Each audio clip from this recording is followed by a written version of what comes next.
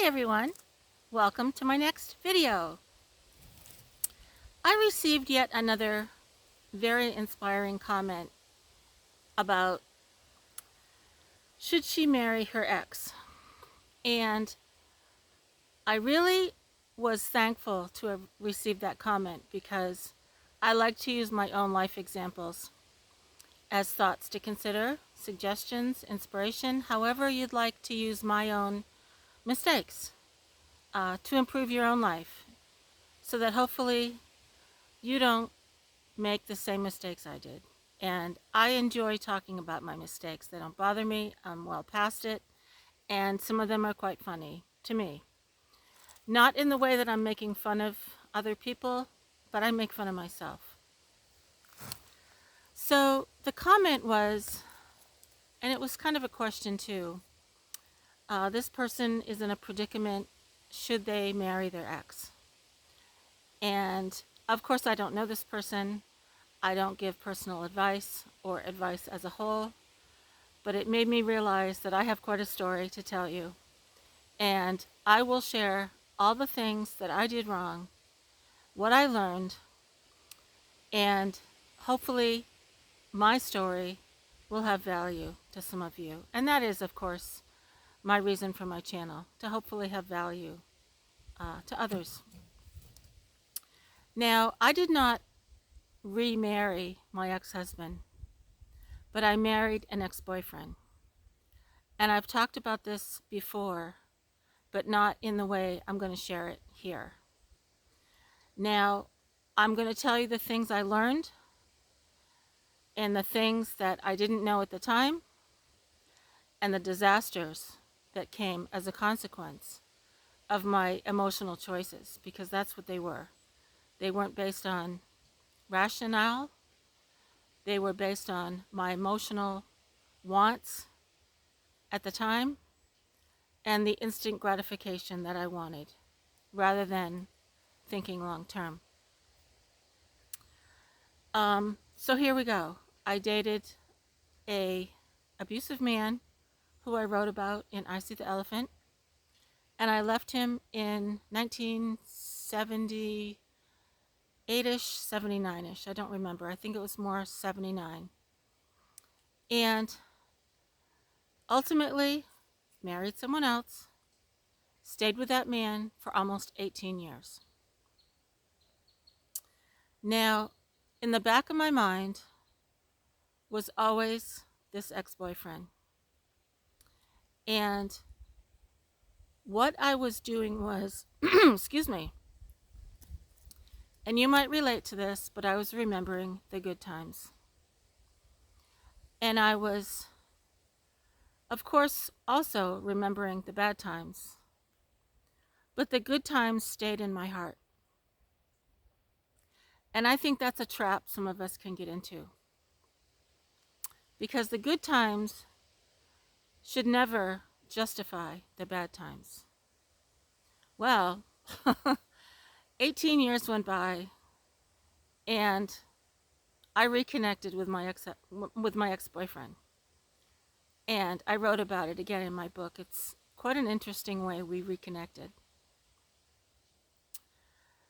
I moved back across the country in a emotional knee-jerk reaction because I was unhappy with my present marriage,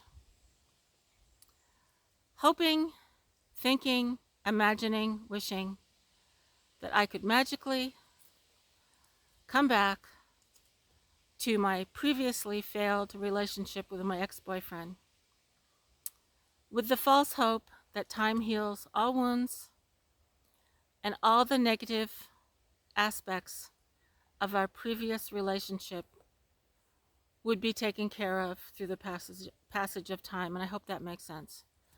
Because in the back of my mind, I was thinking, gosh, 18 years. Certainly he's changed for the better. Certainly I have. And so now that we're both 40 years old, we can try again. And it should work, right? No, not right. Because Number one mistake: please never forget why you left that person in the first place.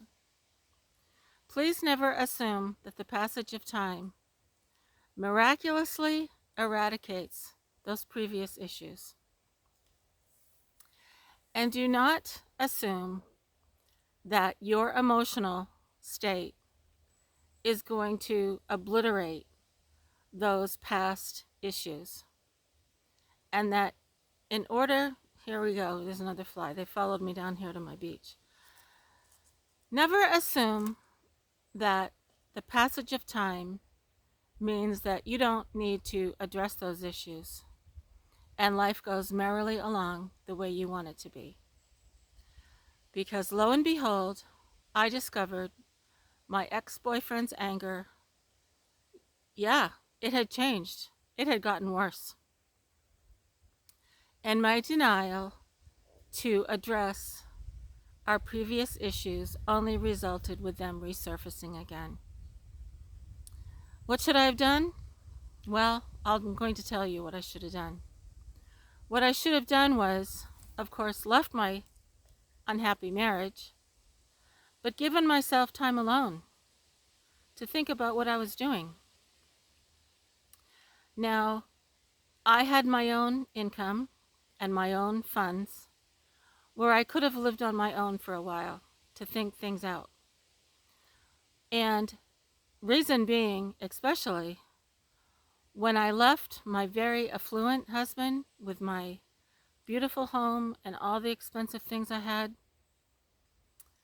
the first sign of trouble was that my ex-boyfriend lived in a dump, meaning a very, very junky apartment.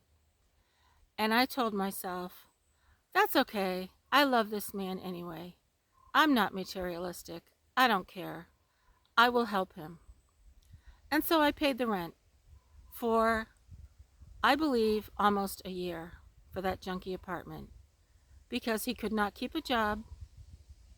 He was not making that much money, and he was struggling to catch up with his arrears in child support. And my heart went out to him, and I thought, oh, this poor man, I'll help him. Well, for a smart lady, I did a lot of dumb things out of my emotional state of wanting to make it right this time. But what I didn't realize was I was dealing with the same issues that I had dealt with years ago. And that was dealing with a man who was not honest, who was not responsible, who had a raging anger issue, and myself unable or unwilling rather to take responsibility for being with him. And I say that because there is no blame when we're in the wrong person, when we're with the wrong person rather, because it really is not about them. It's about our choice to be with them. And I wanted to make chocolate cake out of a strawberry pie. And that was never going to happen, no matter how hard I tried. And I married him despite the growing gut feeling that this was yet another disaster, because I was determined, and I hope the sun is okay. I was determined, hell-bent to make it work, right? And I'm going to sit over here. I think the sun is shining the wrong way. I was hell-bent to make it work. And that was to my detriment, because the problems continued, the same problems, and I continued to be, oh, what's the word for it? Not subservient. What's the word when you support someone that's in a dysfunctional relationship? I was as dysfunctional as he was, because I was determined to make a train wreck work. And ultimately, of course, it crashed and burned. And it did not work, and I divorced him. Gosh, I'm trying to figure out where to sit here. I'm sorry. I've got a nice shady spot, but the sun is changing here. So what I learned was to connect with that ex, of course, by all means, but connect in a way that keeps a distance so that you can logically look back, take the time to address those issues, and remember why you left that person or that person left you. And if that person avoids talking about those past issues, which my ex-boyfriend did, because I asked him very direct questions. Why did you do this? Why did you do that? And he would just brush it off. And you know what? I found myself letting it go, just like I always did, because I wanted everything to work. And see, that was my downfall, because I was acting the same way I did 18 years ago.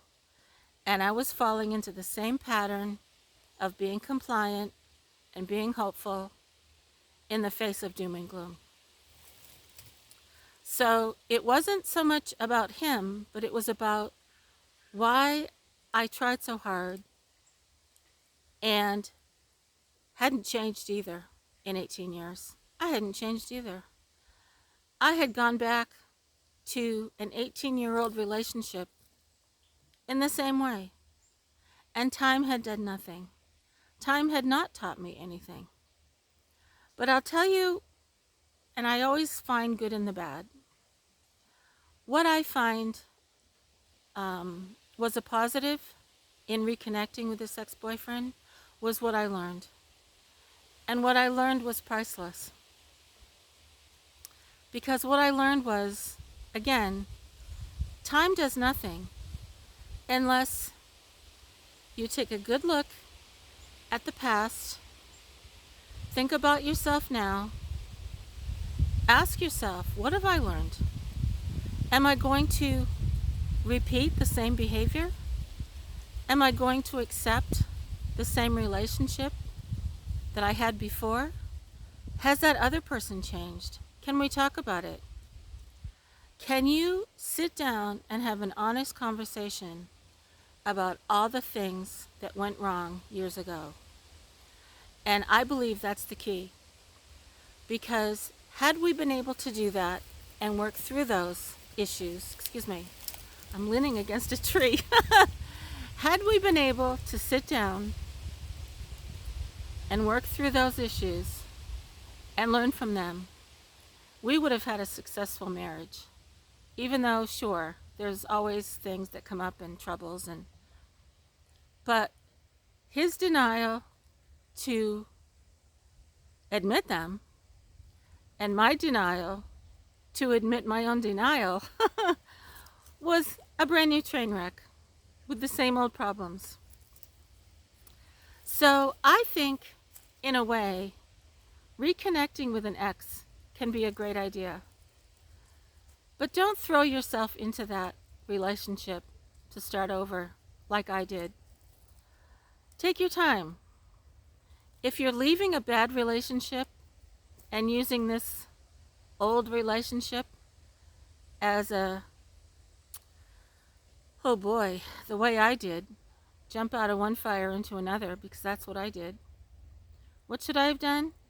I should have gotten my own apartment, moved across country the way I wanted to.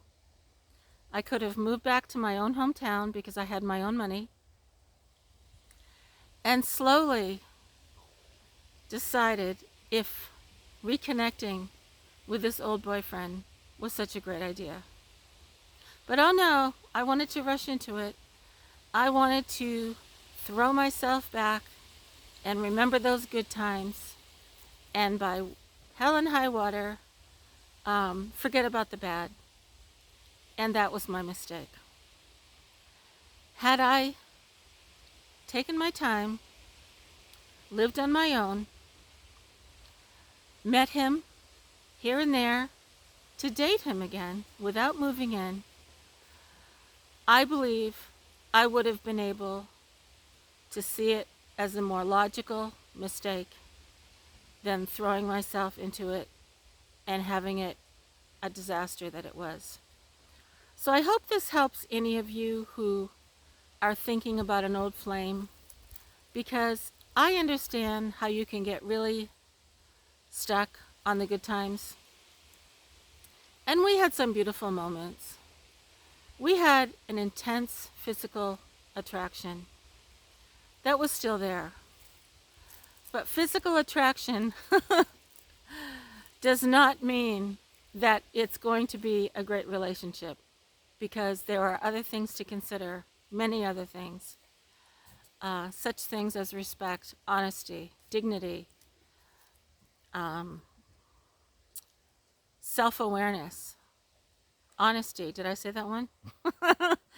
And many times, as I found out, if a person has the type of personality where they tend to be the type that takes advantage of you, does not want to admit their own faults, and tends to look at things in their own best interest, please know that those qualities may not go away over the passage of time. And just because someone was 20 years old and acting that way, they can still be that way at 40, 50, 60, their whole life. And my father was. My father was an 80-year-old, angry, bitter, self-centered man. And of course I still loved him, and I continued to try to make amends with him.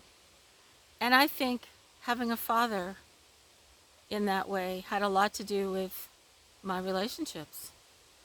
And I recognize that now, but I didn't at the time. So if you're thinking about that ex, I don't think there's anything wrong with it, but just for fun, take out a piece of paper and draw a line down the middle. In one column, write happy times. And on the other side, write bad times. And be honest and start with the good ones, because that's going to be the most enjoyable. And then write the second column.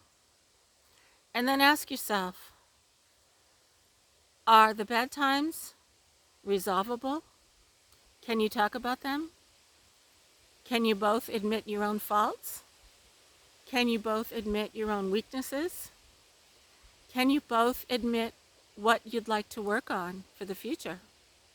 And what your plan is to work on those things for the future? And if that is going nowhere, don't marry the guy or the girl. And keep your private space, keep your independence.